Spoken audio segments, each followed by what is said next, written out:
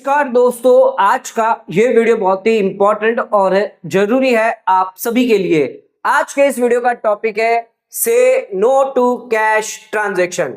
तो सरकार द्वारा एक पैम्पलेट, एक ब्राउचर जारी किया गया है इनकम टैक्स डिपार्टमेंट द्वारा। तो यहां पर आप देख सकते हैं इनकम टैक्स डिपार्टमेंट ने ये ब्राउचर जारी किया है जहां पर साफ कहा है से नो टू कैश ट्रांजैक्शन, यानी कुछ तरह के कैश ट्रांजैक्शन को सीरियस कॉन्सिक्वेंसेस माना गया है। अगर या आप कैश ट्रांजैक्शन करते हैं तो भारी पेनल्टी, भारी नुकसान आपको हो सकता है। इनकम टैक्स डिपार्टमेंट द्वारा ये ब्राउचर इसीलिए जारी किया है कि ज्यादातर जो लोग हैं वो डिजिटलाइजेशन पर जाएं, ना कि कैश ट्रांजैक्शन में। यानी आप net banking, NEFT, RTGS, UPI इससे ट्रांजैक्शन करें, कैश ट्रांजैक्शन करना बंद कर दें। सरकार द्वारा सभी टैक्स पेयर को बताया जा रहा है कैश ट्रांजैक्शन आपको बिल्कुल नहीं करना है। आइए देखते हैं कुछ यहां पर कैश ट्रांजैक्शन बताए गए हैं, कौन से कैश ट्रांजैक्शन है जिसमें आपको जो है कैश में डीलिंग नहीं करनी है। Certain types of cash transaction जिसे सीरियस कॉन्सिक्वेंसेस माना गया है। तो पहला जो पॉइंट है वो है टेकिंग और एक्सेप्टिंग लोन और डिपॉजिट। तो ना ही किसी से आपको लोन लेना है, ना ही किसी से आपको डिपॉजिट लेना है। इसी के साथ अगर आपने कोई प्रॉपर्टी बेची है तो उसका कोई एडवांस या टोकन मनी भी आपको यहां पर नहीं लेना है। क्या लिमिट दी गई है ये समझिएगा। अच्छा, नो पर्सन कहा गया है, इसका मतलब ये है चाहे वो इंडिविजुअल हो, आम नागरिक है, सीनियर सिटीजन हो, नॉन सीनियर सिटीजन हो, एचयूएफ हो, फर्म हो, पार्टनरशिप फर्म, एलएलपी, कंपनी, कोई भी क्यों ना हो, यहां पर सभी पे ये नियम जो है वो लागू है। एक्सेप्ट कितना नहीं करना है आपको, 20,000 रुपया या उससे ज्यादा कैश में। तो कितना आप कर सकते हैं, तो 19,999 आप कर सकते हैं। इससे ज्यादा आपको कैश में किसी से भी लोन नहीं लेना है। ध्यान रखिएगा, लोन नहीं लेना है, डिपॉजिट नहीं लेना है। यानी किसी से, फ्रेंड से, फैमिली वालों से, किसी से भी आपको लोन नहीं लेना है। अगर आप लैंडलॉर्ड है, टेनेंट आपको सिक्योरिटी डिपॉजिट दे रहा है तो ध्यान रखिएगा 20,000 रुपया है उससे ज्यादा कैश में आपको नहीं लेना है। ये जो लिमिट हम आपको बता रहे हैं वो कैश रिलेटेड होगी, ठीक है। इसके अलावा इमूवेबल प्रॉपर्टी अगर आप ट्रांसफर करना चाहते हैं तो ये सेलर के पॉइंट ऑफ व्यू से है कि सेलर को यहां पर कोई भी अमाउंट जो है वो कैश में 20,000 रुपया या उससे ज्यादा नहीं लेनी है, भले ही वो ट्रांसफर हो रहा है या नहीं हो रहा है। मान लीजिए अगर आपने कोई प्रॉपर्टी बेचने के लिए बायर से डीलिंग करी, आपने टोकन मनी ले लिया 50,000 रुपया कैश में, तो इस केस में पूरा का पूरा 50,000 आप पर पेनल्टी लग जाएगी। तो ध्यान रखिएगा, इमूवेबल प्रॉपर्टी भी क्यों ना है, अगर आप बेच रहे हैं तो उसका जो पैसा है वो भी आपको 20,000 रुपए से ज्यादा कैश में नहीं लेना है, या किसी से लोन है, डिपॉजिट है, 20,000 से ज्यादा आपको नहीं लेना है। तो ध्यान रखिएगा यहां पर कैश रिसीव जो है वो आपको किसी भी व्यक्ति से यहां पर नहीं करना है। 20,000 रुपए की ओवरऑल लिमिट यहां पर दी गई है, चाहे वो आपका आउटस्टैंडिंग अमाउंट है या सब्सिक्वेंट रिसिप्ट है। मान लीजिए 10,000 रुपया जो था वो आपने लिया है, ठीक है। अब ये 10,000 रुपया आपका देना बाकी है किसी को। अब इसके बाद नेक्स्ट सब्सिक्वेंट ट्रांजैक्शन आपने और कर दिया, 15,000 रुपया और कैश ले लिया, टोटल आपने 25,000 ले लिया, 20,000 से ज्यादा है तो इस केस में आपको 100% पेनल्टी लग जाती है। अब किनसे अगर आप कैश लोन लेते हैं, डिपॉजिट लेते हैं तो नहीं लगेगा। अगर आपने गवर्नमेंट से लिया है, बैंक से लिया है, पोस्ट ऑफिस से लिया है, कोऑपरेटिव बैंक से लिया है, या फिर किसी कॉर्पोरेशन से लिया है जो सेंट्रल और स्टेट एक्ट के तहत बनी है, गवर्नमेंट कंपनी से लिया है, या कोई अदर इंस्टीट्यूशन से लिया है जो सेंट्रल गवर्नमेंट द्वारा बनाई गई है। अगर कोई एक किसान दूसरे किसान को अगर लोन देता है तो वहां पर भी यहां पर एग्जम्पशन दिया गया है कि वो कैश में कर सकते हैं। यानी अगर किसी व्यक्ति की एग्रीकल्चर इनकम है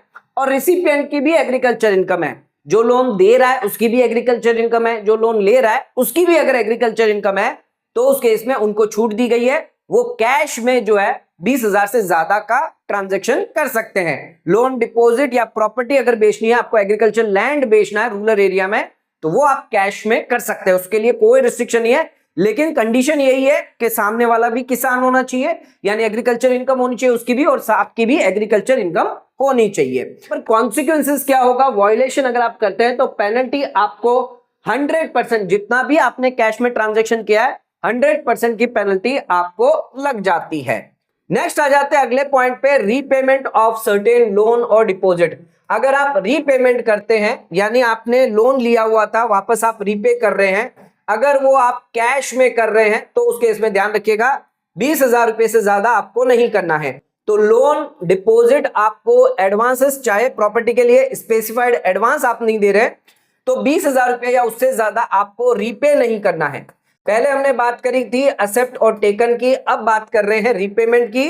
तो आपको किसी को भी यहां पर 20,000 रुपए या उससे ज्यादा लोन का पैसा रीपेमेंट नहीं करना है, सिक्योरिटी डिपॉजिट वापस नहीं करना है। 20,000 ज्यादा कैश में, ऑनलाइन आप कितना भी कर सकते हैं, ऑनलाइन कोई रिस्ट्रिक्शन नहीं है। स्पेसिफाइड एडवांस मतलब अगर आपने प्रॉपर्टी का कोई एडवांस लिया तो वो भी आपको कैश में 20,000 से ज्यादा नहीं करना है। ध्यान रखिएगा यहां पर 19-20 में आपका टीडीएस जो है वो काटा जाएगा। अगर आप कैश विड्रॉ करते हैं 1 करोड़ रुपए से ज्यादा in a financial year from bank for business purpose के लिए, तो अगर आपने 1 करोड़ रुपए से ज्यादा कैश अगर विड्रॉ किया है तो उसके इसमें टीडीएस रेट लगेगी आपको 2%। अगर आप रेगुलर आईटीआर फाइल नहीं करते तो उसके इसमें 20 लाख की लिमिट है। 20 लाख से ऊपर अगर आपने कैश विड्रॉ किया है तो उसके इसमें आपको लगेगा 5%, और 1 करोड़ से ऊपर हुआ तो उसके इसमें ध्यान रखिएगा आपको टीडीएस रेट लगेगा 2%। तो 20 लाख से 1 करोड़ तक आपको 5% देना होगा, और 1 करोड़ से ज्यादा है तो 2%। अच्छा, ये किन लोगों के लिए होगा? जिन्होंने रेगुलर 3 साल की आईटीआर फाइल नहीं करी है। जो रेगुलर फाइल कर रहे हैं उन लोगों के लिए 1 करोड़ की लिमिट है, कैश विड्रॉल पर 2% टीडीएस काटा जाएगा। सेक्शन 194(n) के तहत आपका टीडीएस डिडक्ट किया जाएगा।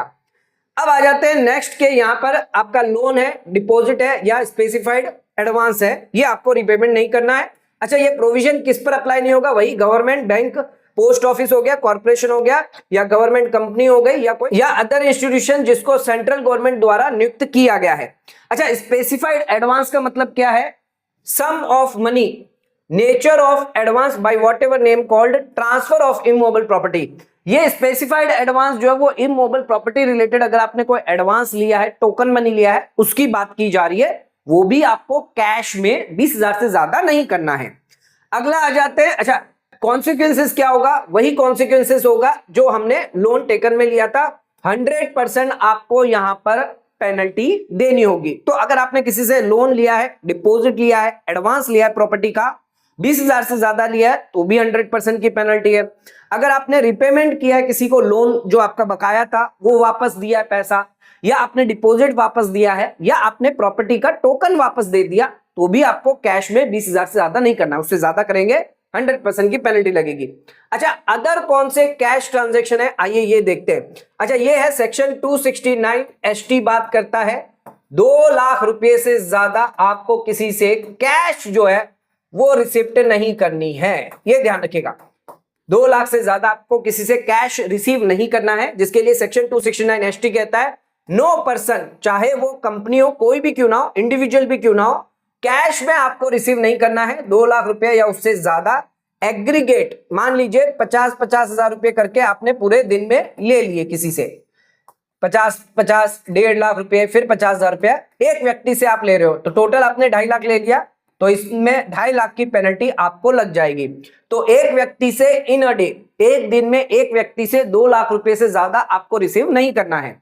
अच्छा, सिंगल ट्रांजैक्शन भी की बात करें तो वो भी आपका 2 लाख से ज्यादा कैश रिसीव नहीं करना। मान लीजिए आपने 10 लाख का गुड्स बेचा, अब 10 लाख का जो गुड्स बेचा है उसकी पेमेंट जो है भले ही अलग अलग दिन में हो रही है, 5 अलग अलग दिन में 1-1 लाख रुपए करके हो रही है, 10 दिन में हो रही है, तो भी यहां पर पूरा 10 लाख अगर कैश में आया हुआ है, अलग अलग दिन भी क्यों ना है, वो आपकी पेनल्टी 2 लाख से ऊपर हो गया, कैश रिसीव हो गया, तो 100% पेनल्टी आपको लग जाएगी। तो एक चीज ध्यान रखिएगा, एक व्यक्ति से एक दिन में 2 लाख से ज्यादा नहीं लेना है। और सिंगल अगर बिल है जिसका पेमेंट अगर आपको आ रहा है, रिसिप्ट अगर आपको आ रही है, तो वो भी आपकी 2 लाख से ज्यादा नहीं होना चाहिए, जिसका एग्जांपल मैंने आपको दे दिया है। इसके अलावा अगर कोई इवेंट है, ओकेशन है, शादी ब्याह है, मैरिज है, फंक्शन है, उनमें भी आपको जो है 2 लाख रुपए से ज्यादा किसी से गिफ्ट लेना नहीं है कैश में। ठीक है, रिलेटिव भी हो गया तो 2 लाख रुपए से ज्यादा आपको कैश नहीं लेना है ओकेशन ऑफ मैरिज में।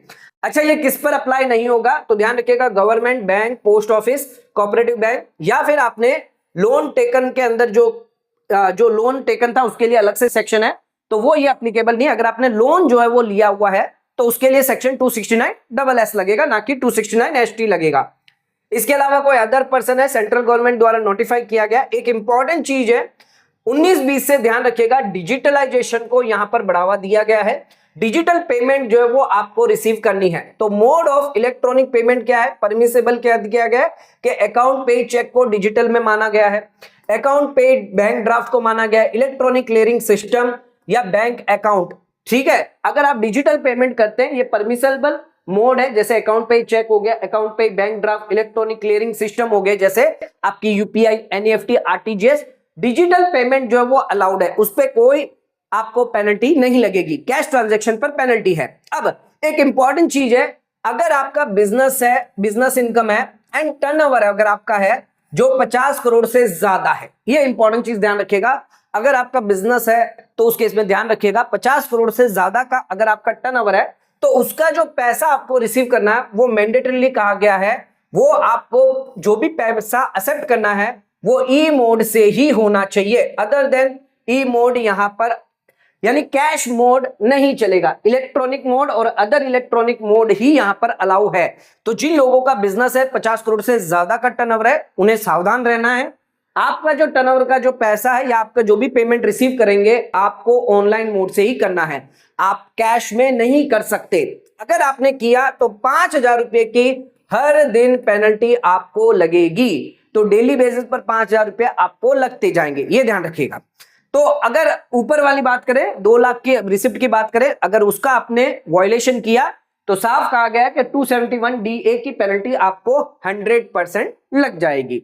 नेक्स्ट आ जाते हैं खर्चे। अगर आपने खर्चा जो है वो कैश में दे दिया, आपका कोई खर्चा हुआ, मान लीजिए आपको स्टेशनरी का बिल का पेमेंट करना था, ये पेमेंट आपको 20,000 रुपए करना था, आपने 20,000 रुपया कैश में कर दिया, तो यहां पर आपका डिसअलाउंस कर दिया जाएगा जो भी कैश में एक्सपेंस हुआ है। अगर कोई भी व्यक्ति है एक्सपेंडिचर अगर करता है बिजनेस के लिए, प्रोफेशन के लिए, तो उस केस में ध्यान रखिएगा चाहे आपने सिंगल पेमेंट दिया हो या टुकड़े टुकड़े में पेमेंट दिया हो, एक दिन के अंदर अगर आपने 10,000 रुपए से ज्यादा का कैश दे दिया तो इस केस में 100% पेमेंट आपका डिसअलाउ हो जाएगा। मान लीजिए आपने 20,000 रुपया जो है वो यहां पर कैश में स्टेशनरी वालों को दे दिया, तो ये खर्चा आपको नहीं मिलेगा, पूरा का पूरा डिसअलाउ कर दिया जाएगा, आपकी इनकम में एडिशन कर दिया जाएगा सेक्शन 40A(3) के तहत। लेकिन कुछ एक्सेप्शंस दिए गए रूल 6DD के अंदर। रूल 6DD के अंदर कुछ एक्सेप्शन है, डिटेल है, जैसे आप बैंक को दे रहे हैं, एग्रीकल्चर पर्पस के लिए दे रहे हैं, या कभी संडे आ जाता है, हॉलीडे आ जाता है, उस दिन अगर बैंक बंद है तो आप दे सकते हैं। तो कुछ ऐसे एक्सेप्शंस है वो यहां पर दिए गए हैं।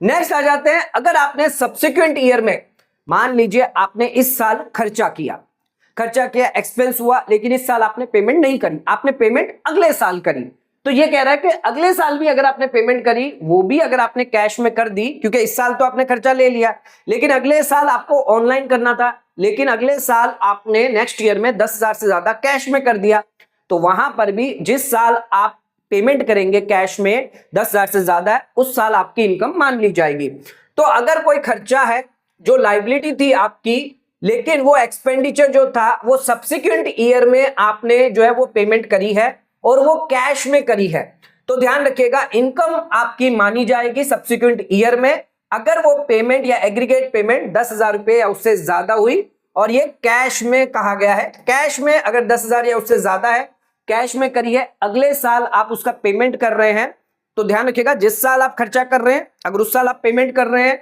तो उस साल भी आपको कैश में 10,000 से ज्यादा नहीं करना है एक दिन में।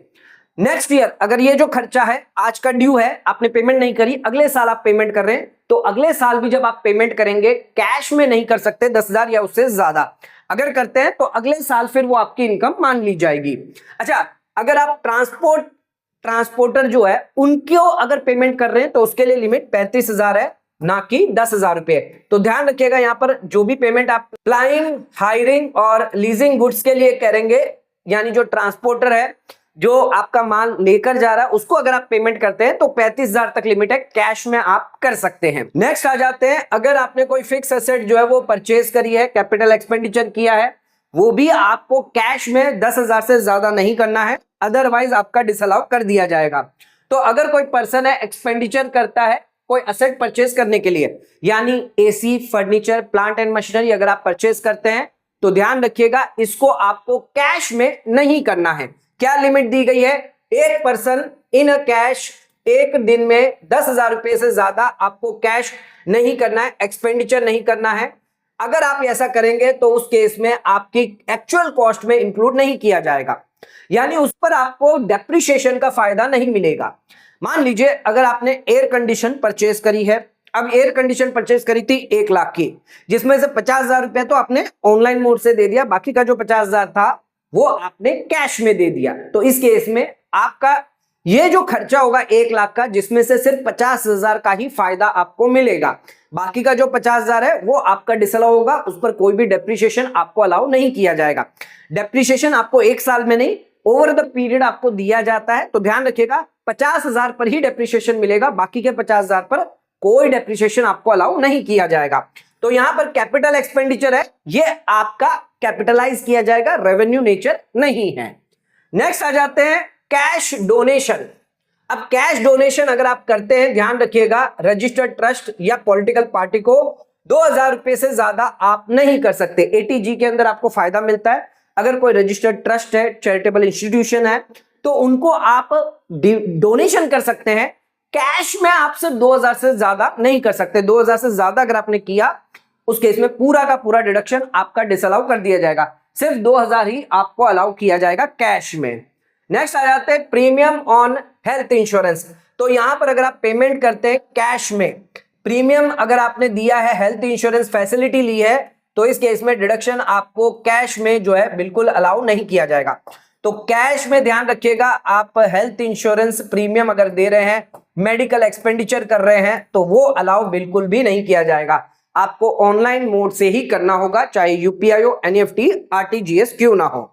तो ये कुछ कैश ट्रांजैक्शन थे जिसको आपको अवॉइड करना है। इनकम टैक्स डिपार्टमेंट द्वारा ये लिस्ट दी गई है, जिसके अंदर कैश ट्रांजैक्शन आपको बिल्कुल मना किया गया है कि ये कैश में इस लिमिट से ज्यादा ना करें, चाहे वो लोन है, डिपॉजिट है, प्रॉपर्टी रिलेटेड हो, या फिर आपने किसी से पैसा गुड्स का अगर ले रहे हैं तो उसमें भी लिमिट 2 लाख की दी गई है। इसके अलावा आप कैश में ना डोनेशन दे सकते हैं, ना हेल्थ इंश्योरेंस पॉलिसी भी ले सकते हैं। सारी चीजें आपको यहां पर ऑनलाइन ट्रांजैक्शन से करनी है। अगर आप ऑनलाइन से करते हैं, चेक से, नेट बैंकिंग से, डेबिट कार्ड से, क्रेडिट कार्ड से, UPI से, NEFT, RTGS, IMPS और भी कोई अदर इलेक्ट्रॉनिक मोड से अगर आप करते हैं, वो अलाउेबल है, उसमें कोई लिमिट नहीं है, कितना भी आप कर सकते हैं। लेकिन कैश में सरकार ने एकदम मिनिमम लिमिट रखी है, 20,000, 10,000, 2,000, 2 लाख रुपए, इससे ज्यादा आप जो है कैश में नहीं कर सकते। अगर करोगे तो एग्जम्पशन, डिडक्शन, अलाउंस, एक्सपेंडिचर सभी आपका जो है वो रद्द कर दिया जाएगा। तो दोस्तों आज का वीडियो अगर आपको पसंद आया तो वीडियो को लाइक, शेयर, सब्सक्राइब करना ना भूलें। वीडियो को ज्यादा शेयर करें ताकि और लोगों तक इसकी नॉलेज पहुंच सके। आज का वीडियो अगर आपको पसंद आया तो वीडियो को सब्सक्राइब और शेयर जरूर करें।